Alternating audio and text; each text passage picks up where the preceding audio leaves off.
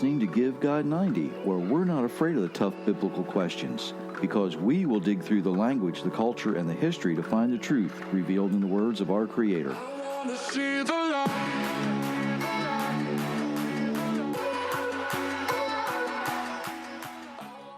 Hello, everyone. Thank you for letting us share part of your day.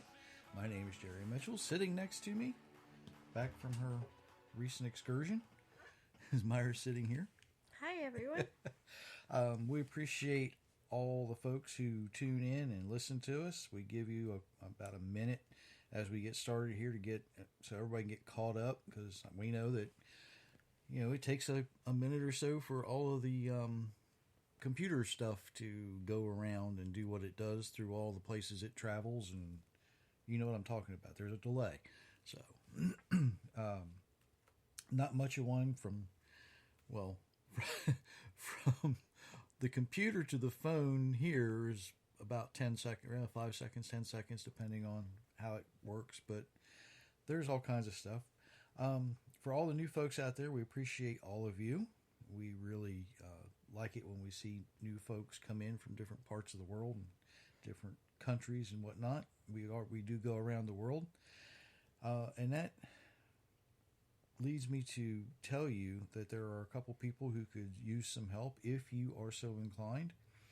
If you let us know, one lady who had the virus last few months ago now. She's got orphans that she cares for that needs to go back to school, and where they live, she has to pay for them to go to school. She has to pay for their uniforms. She could use some help with that. But if you would like to, we can put you in contact with her, or you can go through us, either one. There's other folks that need help too, and there may be people in your backyard that could use your help. And that might not cost you anything. All you might have to do for those folks is sit down and have a cup of coffee with them. Let them know that somebody is concerned about their well-being. Speaking of that, if wherever you are in the world, wherever you're listening, you know that we are currently in the mid-Atlantic of the United States, expecting a snowstorm tomorrow night. Some people are calling for about 15 inches, which is like 35 centimeters. I don't know. My metric conversion doesn't work well, but I know it's about 2 and a little bit, so we'll say about 35. Anyway, about knee deep. How's that sound? About knee deep. So I don't think it's going to be that bad. Maybe a little more than ankle deep, but I don't think it's going to be knee deep snowstorm for us here. We'll see. At least not in our state. Well, no, not here where we are. It may be a little further north of us. Mm-hmm. And the folks up in Canada may really get hit hard again. So, but we'll see. We'll see. I usually don't talk a whole lot about current events the way I'm going to talk about them tonight. Sometimes I mention them as a way of how we apply our faith to what's going on. And that is kind of where Give God 90 comes from, making sure that you have the information you need so that you can apply your faith and learn to live the way you're created to live, the way you're designed to live. And you look at things and you can, I don't want to say it evolve, you can adapt your life to maintain your faith the best way possible as you walk through some of the things that goes on. Tonight we're going to look at it a little bit different. I don't like to get into a whole lot of prophecy, but there's some things going around, and it's got some people scared. I'll put it that way. Some of the folks that I have seen look at this and speak about this, they're frightened, and the news agencies aren't helping. Okay, just saying. They're out there that they got to make money, and they sell fear. Let's put it that way. But when we watch the news that's around the world today, and it's not just the United States, not just Europe or Africa or Australia, all around the world, we often wonder how much more terrible that our Creator is going to allow this world to become. Well, if you are older than about, 25 maybe, you can remember that a few years ago, some people thought that the world had gotten about as bad as it could. If you're older than about 10, you can remember that 2 years ago you thought things were bad, right? When the beginning of the virus. Well, years ago, when we thought things were bad, guess what happened? We adapted, we overcame. We didn't always get used to what was happening, but we found a way to defeat the true evil and live in the aftermath. Not much different than what Adam and Eve had to do when they were kicked out of the garden. They had lived in a good place, a perfect place. They messed up, and now they had to learn how to live in a place that wasn't perfect. And every time we go through this process, it seems like the world gets worse. It's a cycle that just continues to happen. Well, Meyer's going to read the first 11 verses of Zechariah 14, and you're going to see something where it's not bad yet. The Lord's day of judging is coming. The wealth you have taken will be divided among you. I will bring all the nations together to fight Jerusalem. They will capture the city and rob the houses. The women will be raped. Half the people will be taken away as captives, but the rest won't be taken from the city. Then the Lord will go to war against those nations. He will fight as in a day of battle. On that day he will stand on the Mount of Olives, east of Jerusalem. The Mount of Olives will split in two. A deep valley will run east and west. Half of the mountain will move north and half will move south. You will run through the mountain valley to the other side. You will run as you ran from the earthquakes. It was when Uzziah was king of Judah. Then the Lord my God will come, and all the holy ones will be with him. On that day there will be no light, cold, or frost. There will be no other day like it. The Lord knows when it will come. There will be no day or night. Even at evening it will still be light.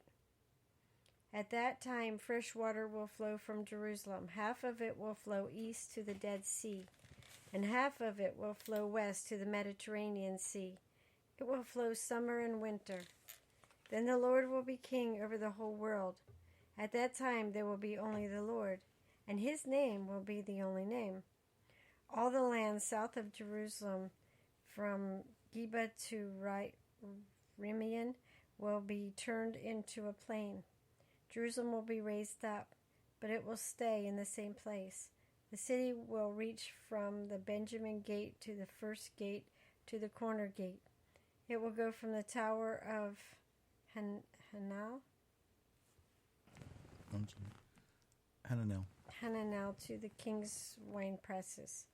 People will live there. It will never be destroyed again. Jerusalem will be safe. Okay. So you think things are bad now? It's about to get a whole lot worse, but not to worry. What's being described is a time of terrible atrocities against Israel. But I need to be careful here. Okay? We need to distinguish Israel in its proper context. Israel in the Bible, can be considered three different things. Okay?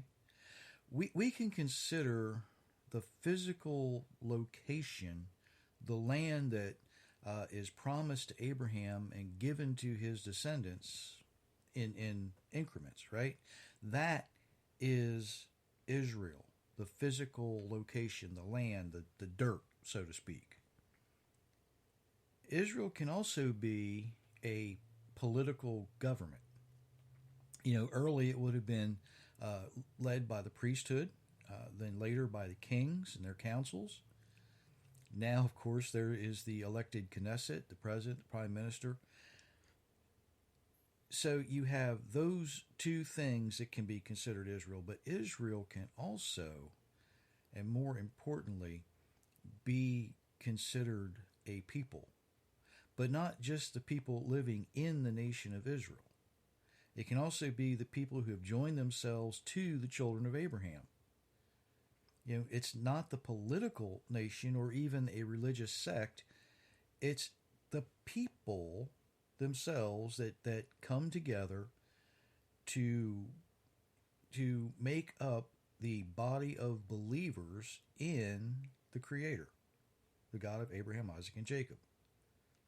And I know a lot of times people get that confused. When we think about Israel, they think about the Jews. When we think about Israel, they think about the land. When they think about Israel, they think about something. But it can be one of those three entities, or it can be all of them together. It just kind of depends on who is being attacked. Is it the land? Is it the nation? Is it the government? Or is it Abraham's descendants and the people who have joined with them by their trust and their faith in the God of Abraham? So, did I explain that? You think so? Okay. Out of those three choices, sometimes things happen to one, sometimes things happen to a couple, sometimes things happen to all three. But we often forget, and here is the big thing, we often forget that just because someone may live in Israel, they may not choose to be affiliated with the descendants of Abraham. They may choose to separate themselves, right, from their neighbors. And that means that they're not included in the people, but they are included in sometimes the civil government regulations. Sometimes they're included as a citizen of a area, right? Sometimes. So you have all of those things that go together that you have to sort through. And you have to understand who's being spoken about or what's being spoken about. And I know it's kind of hard to follow. But think about it maybe this way.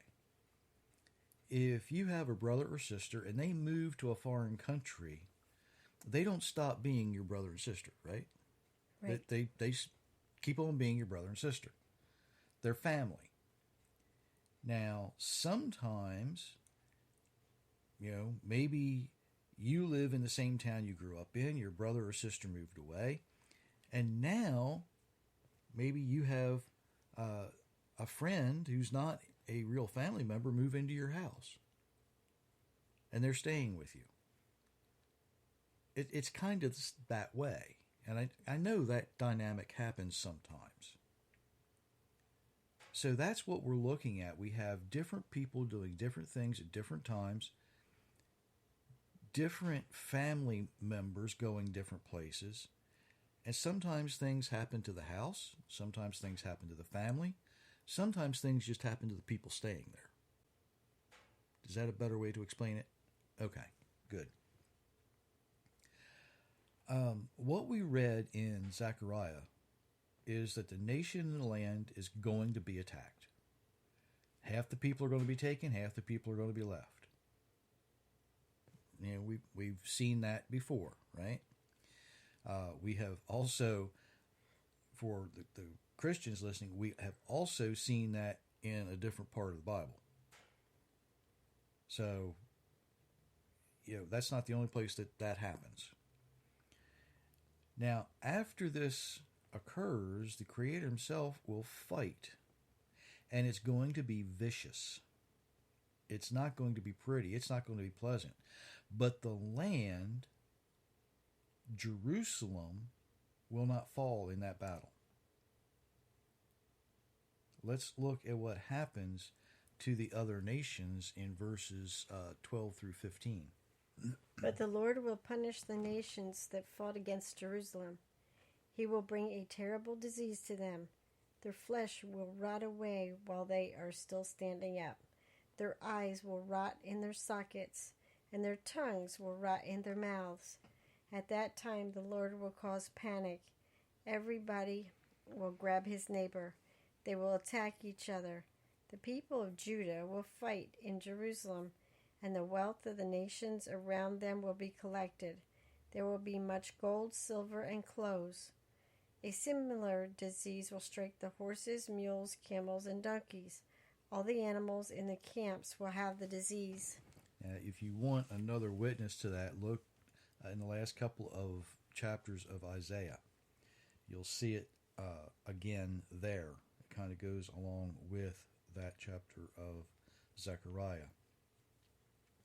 Anyone who fails to follow the Creator's instructions is going to be punished.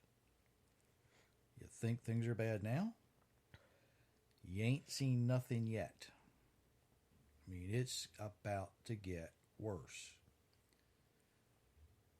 And what does all this have to do with what's going on in the world right now? Let's see if we can get some perspective on it. One thing that has dominated the world over the last couple of years is, of course, COVID. And now not as much, right? Because it seems like things are winding down just a little bit sometimes. Now, while some try to say, well, you know what? It's the vaccine. The vaccine helped ease the suffering of those who have really been sick. But if you've been watching carefully,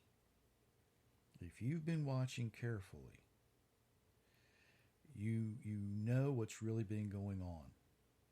The vaccines didn't have anything to do with the reduction of COVID-19. It kind of ran its course. And here's what's really happening. Once the doctors figured out they needed to treat the patient and not the disease, not as many people died. Once the doctors realized that some of the protocols that they were being told to follow were doing more harm than good, and they stopped doing it, fewer people died. And by curing the people, it defeated the disease. Now, here's the really weird thing. Now that we have these different variations, as they call them, they're not as aggressive as far as doing harm. Yeah, they're still bad, but they're not as aggressive to do harm. Some of them are more infectious, but it's almost becoming its own vaccine. If I could use that analogy. There's going to be some virologists out there that hear this and like, well, that's not quite the way it works, and I get that. But for the general concept, once you get a virus, your body builds up an immunity, and that one can't hurt you as bad again. Doesn't mean you can't get it. It just means your body's going to say, ooh, I know what this is. I know what to do. It's the way you're designed. Once the doctors actually began to administer the proper preventatives, when somebody actually did get sick, they stopped all the experimental protocols, and they really, really did help. Not as many people are as sick. And here's the really strange thing. The United States is supposed to be one of the leading countries in medicine. And it seems like some of the other nations right now are far ahead of where we are with this. It's kind of amazing to me. But what does all that mean, not just to specific countries, but to the whole of mankind? It means that the world, all of mankind, is no longer absolutely terrified of the virus. Not everybody's hiding in their homes anymore. Not everybody is afraid to leave home for fear of death. Now, evil needs a new way in the world to scare you. And if you look at the news, that's exactly what's happening. Because the new scare seems to be the threat of World War III. And it seems to be beginning in Russia and the Ukraine. Vladimir Putin threatening to reacquire the Ukraine and begin to rebuild what was the former Soviet Union. And the whole world is like holding its breath, waiting for something to happen. A lot of people they're glued to their TVs going, oh, when's it going to happen? Who's going to push the button first? We have diplomats meeting in different countries. And it's not just U.S.-Russia diplomats either. It is Germany and the Ukraine, and China's involved. South Korea's involved. Many, many countries are involved. Did you catch when I said many, many countries are involved? I hope you need to pay attention to that one, right? A headline this week from Israel 365 News read that as Russia prepares invasion, Israel may rescue up to 75,000 Ukrainian Jews from Gog Magog. Now, right under that headline is the Bible verse from Ezekiel 38:2. Human being, turn your face towards Gog of the land of Magog, the chief prince of Meshech and Tubal. Prophesy against him. When we see headlines like that, it causes people to think about prophetic things and say, oh. Now, Christians are going to jump to the end of the book and go, well, this is the Gog-Magog war. This is what's predicted in Revelation. This is the end of the world. It's World War III. Not yet. It's not time yet. Now, this particular article was by Adam Berkowitz, and it was written like 2 days ago.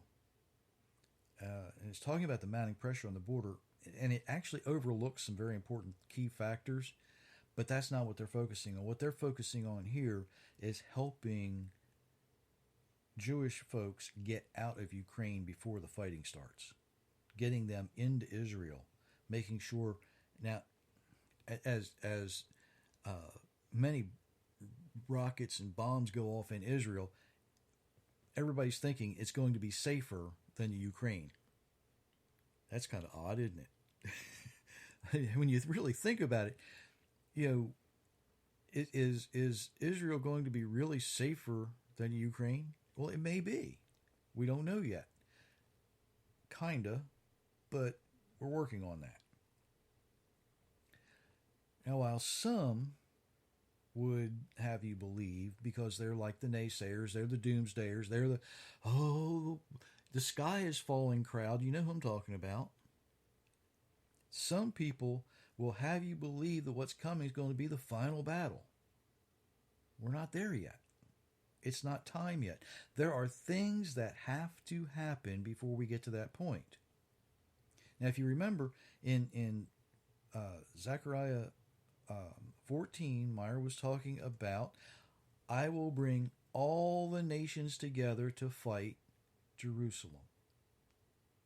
We're not at that point yet.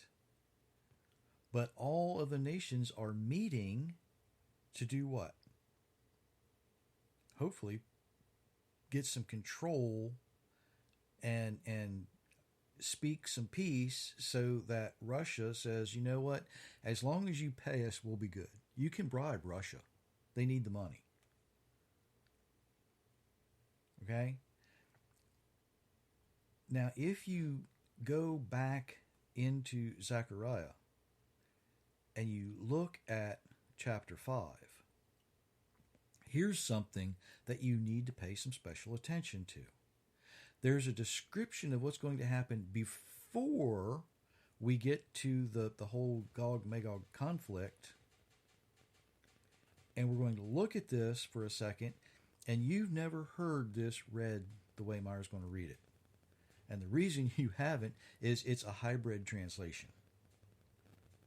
And a lot of it is my translation. So if you'll read Zechariah 5, it's only, I think, 11 or 12 verses. Again I lifted my eyes and saw, and behold, a flying scroll. And he said to me, "What do you see?" I answered, "I see a flying scroll. Its length is 30 feet, and its width is 3 feet. Then he said to me, "This is the promise that goes out over the face of the whole land. For everyone who steals shall be cleaned out according to what is on one side, and everyone who swears falsely shall be cleaned out according to what is on the other side. I will send it out, declares Jehovah, King of his army, and it shall enter the house of the thief, and the house of him who swears falsely by my name. And it shall remain in his house and consume it, both timber and stones." Then the angel who talked with me came forward and said to me, "Lift your eyes and see what this is that is going out." And I said, "What is it?" He said, "It is the wickedness that is going out." And he said, "This is their sin and evil in all the land." And behold, the heavy lead cover was lifted, and there was fire under it. And he said, "This is wickedness." And he pushed the fire into the container and slammed down the heavy lead weight on its opening. Then I lifted my eyes and saw 2 women coming forward. The wind was in their wings. They had wings like the wings of a stork, and they lifted up the wickedness between the earth and the heaven. Then I said to the angels who talked with me, "Where are they taking the wickedness?" He said to me, "To the land of Shinar, to build a house for it, and when it is prepared, they will set the wickedness down there on its base." Did you catch all of that? What's being described? Is it possible that Zechariah is the first human witness to a nuclear bomb loaded on a missile? He's the first. Is it possible he's the first one to see it? It very well could be. And then it's going to be carried off to the land of Shinar. Isn't that something? But look at this. I see a flying scroll, a Megillah, what a scroll is wrapped around. 30 feet long, 3 feet wide. Now, a few years ago, we were at the Air and Space Museum in Washington, D.C. They had a few, I think it was only 2 variations of the Scud missile on display at that time. They're about 30 feet long, about 3 feet wide. Just saying. What's being described here? Whatever the wickedness is that goes out remains in a house and consumes it.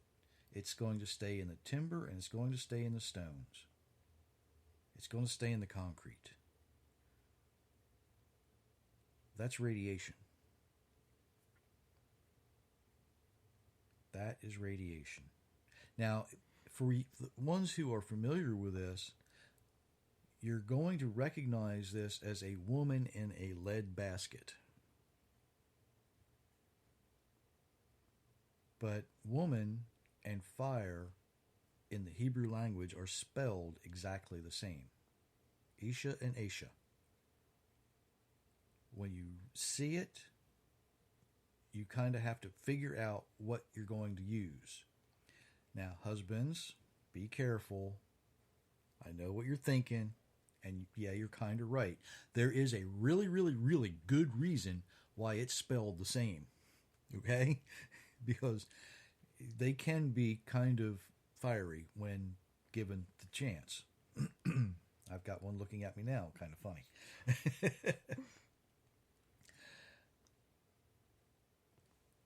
We see this from Zechariah somewhat before the Gog-Magog war. The messenger who said they're taking it to the land of Shinar. The land of Shinar was a big place. The first time we run across it, we talk about the plains of Shinar where the Tower of Babel was. A lot of times people want to limit that to just the area around Babylon, but the land, it's kind of like, the land of the United States, the land of Russia, the land of China. It's a huge place, right? Where in the land of Shinar was it being taken? Well,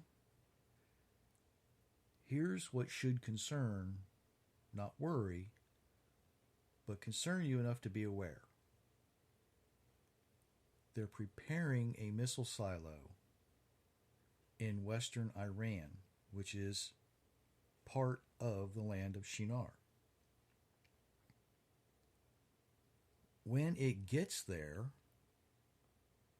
that's where it's going to be housed. That's where it's going to stay. That was where it's going to be. You think, you begin to understand why Israel doesn't want Iran to have a nuclear weapon? Is it getting a little more clearer to you now? When that weapon is placed in western Iran, it's going to set the stage for a lot of other things to happen. But that has to happen before the Gog-Magog conflict. So what we're looking at and what we see today in the news is the preparation for all of this. Actually, it's kind of fascinating if you really understand what you're seeing. Most of Zechariah describes a buildup of hatred against Israel and the destruction that follows. And what we can see in the news today are the preparations for that. The preparations for the physical attack against the land of Israel. The attack against those who trust the Almighty and stay faithful to Him is also described, but what we see right now is the preparation for the attack against the land. So should we be worried? Should you be worried? Well, no, and yes. We don't worry about the things that our Creator has put in motion more than 2,300 years ago, okay? He knows His plan. He knows what He needs to do to accomplish that plan. He knows what's got to happen, and He knows how to get it done. What we need to be doing is being watchful, but more importantly, and this is something you don't hear a lot, we need to be more hopeful, and we need to be more trusting. Right now, we need to be more trusting than ever. Because we're watching these things, and we should be fascinated that we live in a time where we get to see the preparation for prophecy to be fulfilled. Because that's what you're watching. Some of us may get to see that prophecy be fulfilled when Israel is attacked, the land of Israel is attacked. Some of us may be able to witness prophecy be fulfilled when the Mount of Olives is split. Some of us may get to see the prophecy be fulfilled when everything is completed. We may not recognize it right away because we've been taught one way that it should look, and we're expecting it, we're expecting it, and all of a sudden it looks different. Isaiah 17 talks about the destruction of Damascus. It will be uninhabitable. There is a Catholic college in Western Australia. I can't remember the name of it off the top of my head. But they have declared, they looked at all of the cities in the world, and they have declared Damascus as the least inhabitable city in the world. You can kind of survive there, but it's a war zone. We're watching prophecy being fulfilled. We're seeing the preparations for what's going to happen. But the most fascinating part, at least for me, is how it's happening. What it took to get to where we are. We don't need to worry. We just need to trust. We need to stop being anxious about the things that we have no control over. But we need to do something about the things that we can control.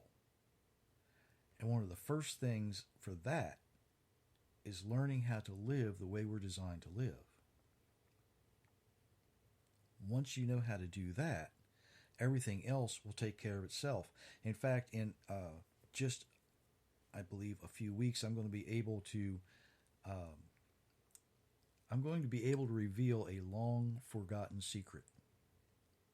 Something that many, many people have been overlooking for a long time. I just need to formulate a way to say it that's going to make sense.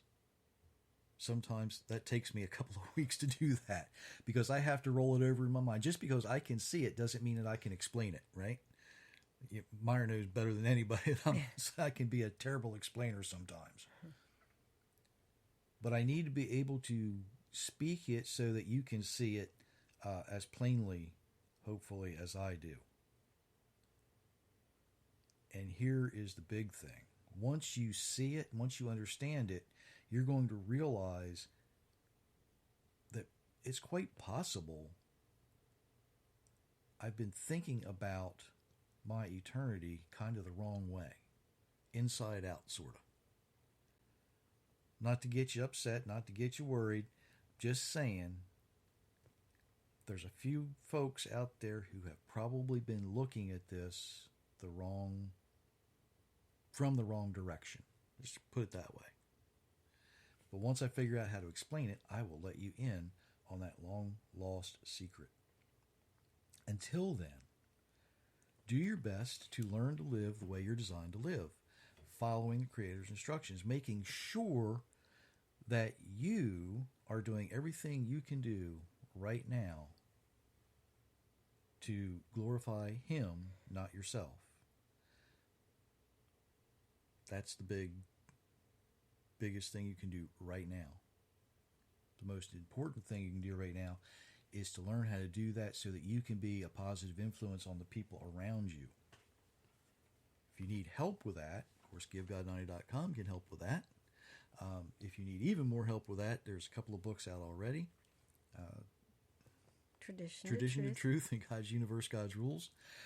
The next one hopefully will be out before much longer, and it will be Inheriting Lies. It is at the publisher as we speak, going through its final whatever it goes through that they deal with. And yeah, they're affected by COVID too, so it's going to take a little bit longer than we expected. So, but anyway, did you have anything you wanted to add to that? Thank you for joining us tonight, and we'll see you on Monday morning. Absolutely. We will be back Monday morning unless we get snowed out, which I don't think we will. Snowed in? Well, if we're snowed in, it's not a big deal. As long as we have electric, we can still get out. True. So. At least to everyone listening to us anyway. Absolutely. Don't worry. Just keep trusting the Almighty and do what you can do because He is in control. And until Monday, many, many blessings, everyone.